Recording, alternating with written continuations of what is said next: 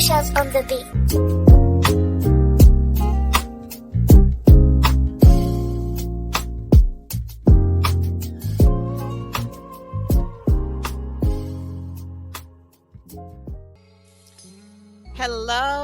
Hello on this wonderful Wednesday. I am Savannah Burks. I have a 501c3 nonprofit organization called Lupus Has No Face. You can view that website at www.lupushasnoface.com. I am here to share with you guys my diagnosis. So I am a warrior myself. And I was diagnosed at a young age, I believe 12 or 13 years old. Just one day, out of nowhere, I was feeling sick, lethargic, fatigued. I was just sleeping, unaware. I had muscle pains. I had joint pains. I was in and I was out. That lasted for a couple days, as I can remember. And I was took to my primary care provider to see what was wrong with me. And before I actually got diagnosed with lupus, I was told that I had mono and all these other different autoimmune disease, because if you do not know, or as you know, lupus is very common to other autoimmune disease like cancer, for instance. So I was back and forth to my primary care doctor and the emergency room, and no one actually really knew what was wrong with me at the time. Correct me if I'm wrong. I believe it was around 1998 or 99, somewhere around that time. So lupus was not even heard of. So I wouldn't eat. No one actually knew what was wrong with me. No one could help me at home. I was just in this terrible state of mind, just terrible state of pain. And I was just there. Like, I was just literally just there. One day I remember going back to my primary care provider, and that's all I remember. I was in a coma for 3 months before I came to. And that's when my doctor told me that I have lupus. I was very young at the time. I heard what he said, but I didn't understand. I didn't ask questions. I just knew that I was sick. At that point, I had to stay in the hospital for a couple more months because it ate at my immune system so bad. Like, it affected my immune system. All my good cells were just bad. My body was eating at itself. And because it was so long before I got any help, that's what made me go into a coma. My body just lost control of itself. And so when I came to and found out that I had lupus, I had to learn how to read all over again. I had to learn how to walk all over again. So I was just this brand new baby that had to get taught all over again. It was very frustrating and very lonely and very sad, even though I had a great deal of support. But my mind couldn't wrap around that I was sick. Not understanding and being young. I'm like, how did I catch this? Who gave this to me? Like, how? Why me? So as I was going through all these treatments, these doctors in and out my room. So basically that was my home. That was my home for a very long time, away from home. And it was just all surreal, very emotional. I had a lot of, resentment because I just couldn't understand, like, why me? Before that, I was very active. I played soccer, I played kickball, I was on a cheerleading team. I was very active, and they don't know how you get it. They assume that you can get it from the environmental or something that you ate too much of, or stress too much stress, but there's no cure for it. And so at this time, learning how to be mobile again, I was later released to go home, and I still had to go get checkups like 3 to 4 times out the month. So being young and having to go to these doctor's appointments all the time, it was very draining, very depressing. I was very popular at the time too. So all of my friends kind of wonder what happened to me. And like you guys know, or I don't know if you have watched any videos about lupus, but like Nick Cannon and some other well-known stars, Trick Daddy, they tell you, like, they talk to of not understanding things. So I lied about where I was and what I was doing and why I wasn't available, because I didn't understand it, because I didn't accept it. So I wasn't educated myself on it. So I didn't know how to explain that to my friends.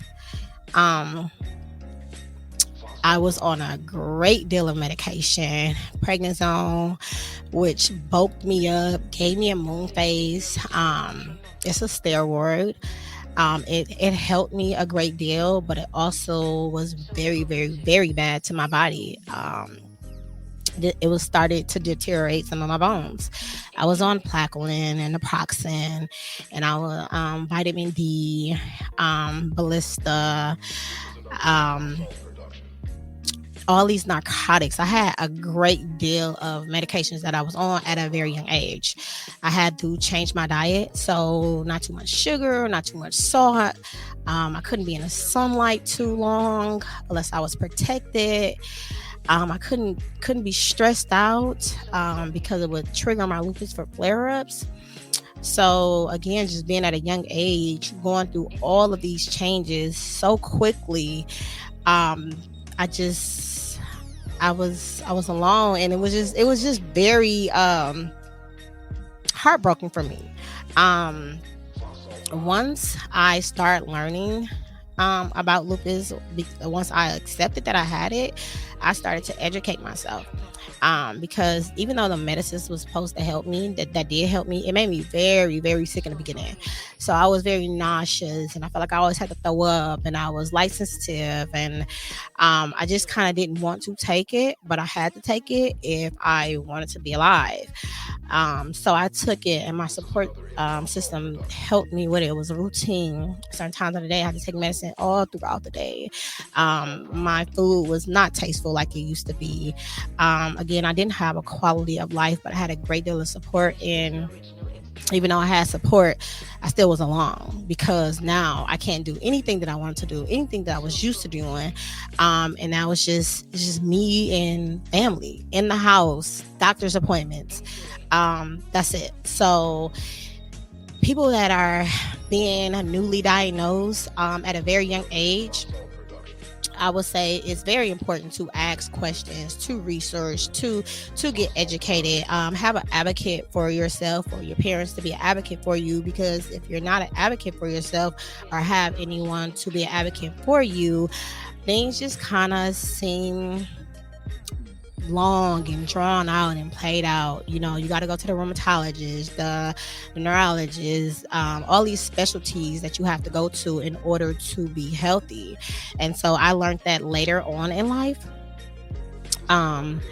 So for people that are newly diagnosed at a young age, it's very important to actually follow the rules, because I didn't follow the rules. And if you're already sick, you're going to get sicker. So if the doctor is telling you to do something, or your mom and your dad is telling you to do something, and you have your support system and you have your friends, I wouldn't suggest lying to them, because you need your friends to come over to, even though they don't understand. It's kind of like, like-minded people at the same age. It can kind of brighten up your day. But again, I didn't learn that until later on in life. So that is really how I got diagnosed and found out that I had lupus, which prompted me to start my own nonprofit organization called Lupus Has No Face, because when I did accept that I had lupus, there was no one that I can relate to, and there was nothing out there for me that spoke to me. So I created my nonprofit organization around the things that I was missing, along with education. So, like when your hair start falling out, and why is your hair start falling out?